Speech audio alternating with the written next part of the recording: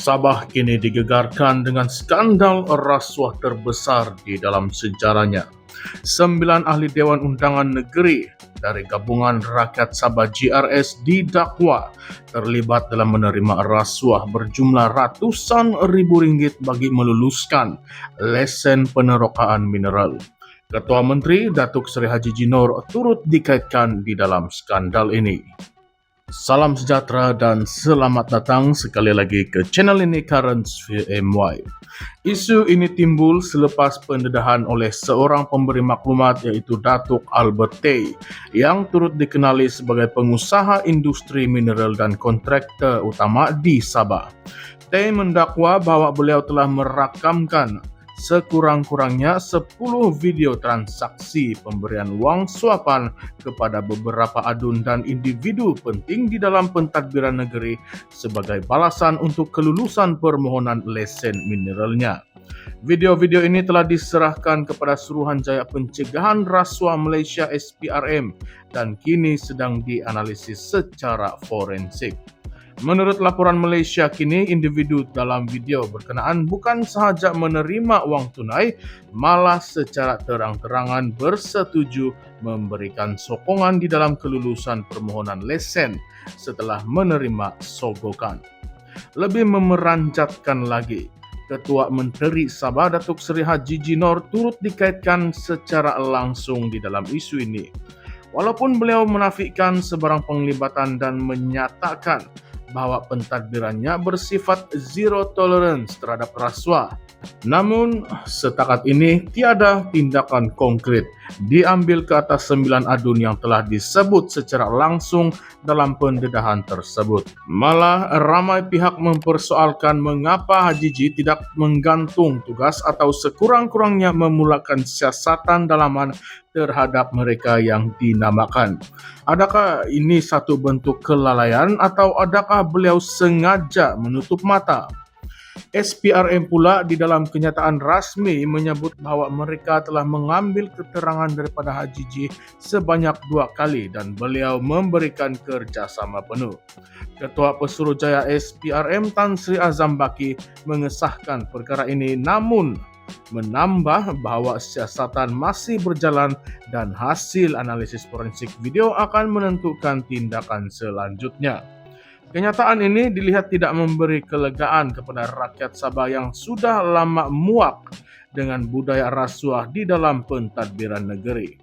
Tambahan pula, latar belakang Datuk Albert Tay juga menjadi perhatian ramai. Menurut laporan Malaysia Gazette dan juga Astro Awani, beliau telah memohon sehingga 25 lesen penerokaan mineral dan berjaya mendapatkan 13 daripadanya. Sebahagiannya didakwa melalui pemalsuan dokumen. Albert Tay juga didapati memiliki hubungan rapat dengan beberapa tokoh politik dan ini menimbulkan persoalan bagaimana sistem kelulusan lesen di Sabah boleh dimanipulasi oleh individu tertentu sahaja. Gerakan Kuasa Rakyat Malaysia G57, sebuah NGO tempatan, menggesa agar SPRM menjalankan siasatan menyeluruh dan bukan hanya terhadap penerima suapan tetapi juga terhadap pegawai yang meluluskan lesen secara tidak sah. Wakil mereka turut mendakwa bahawa struktur kawal selia industri mineral Sabah amatlah lemah dan ini membuka ruang besar kepada aktiviti penyalahgunaan kuasa serta kronisme. Lebih menimbulkan kerisauan, Speaker Dewan Undangan Negeri Sabah Datuk Kadzim Yahya juga tidak terlepas daripada tuduhan. Di dalam satu video yang didedahkan oleh Malaysia kini, pemberi maklumat memperincikan satu transaksi berjumlah RM350,000 yang didakwa melibatkan Kadzim lengkap dengan lokasi dan masa transaksi. Namun Kadzim mempertahankan dirinya dengan mengatakan beliau hanya meminjam RM50,000 dan langsung tidak tahu menahu mengenai wang selebihnya. Persoalan besar kini ialah adakah beliau selaku Speaker DUN akan membenarkan isu ini dibangkitkan dalam sidang Dewan yang akan datang, memandangkan beliau juga berkepentingan di dalam kes ini.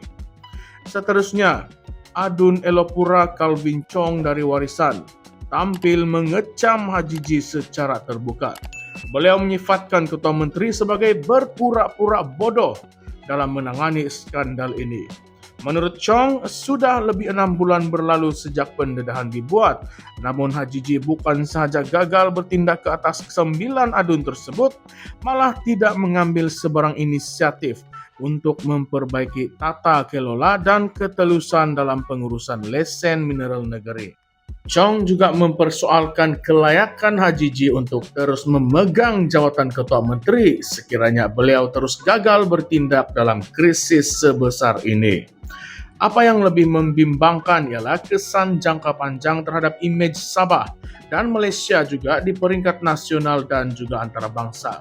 Timbalan Ketua Badan Pimpinan Negeri Bersatu Sabah, Muhammad Afan Jumahat, menyatakan bahwa skandal ini bakal memburukkan lagi indeks persepsi rasuah Malaysia ataupun CPI bagi tahun 2025. Beliau menyifatkan skandal ini sebagai yang terbesar di dalam sejarah Sabah dan memberi amaran bahwa kepercayaan pelabur dan rakyat akan merosot jika tiada tindakan segera akan diambil. Maka timbullah beberapa persoalan kontroversi yang wajib dibahaskan secara terbuka. Yang pertama, adakah Ketua Menteri benar-benar tidak tahu menahu? Atau adakah beliau sengaja mendiamkan diri kerana penglibatan rakan-rakan politik terdekatnya? Dan yang kedua, mengapakah sehingga kini tiada tindakan politik diambil? Contohnya seperti penggantungan tugas terhadap mereka yang disebut di dalam video. Dan yang ketiga, jika benar wujud bukti video dan pengakuan, mengapa proses pendakwaan masih lagi tidak dimulakan? Adakah SPRM juga terikat dengan tekanan politik? Rakyat Sabah perlulah berani bersuara. Ketelusan dan integriti bukan hanya slogan di dalam manifesto pilihan raya, kerana ia perlu dibuktikan dengan tindakan. Sekiranya pemimpin yang memegang kuasa tertinggi negeri gagal bertindak terhadap rasuah secara tegas, maka kepercayaan rakyat akan terus luntur. Skandal ini bukan sekadar isu individu, ia adalah refleksi terhadap masa depan pentadbiran Sabah. Rakyat Sabah berhak mengetahui kebenaran.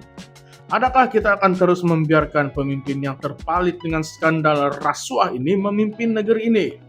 Oleh itu, jangan lupa untuk like, share, dan subscribe kepada channel ini Current Sphere MY untuk maklumat terkini mengenai isu-isu semasa di negara kita.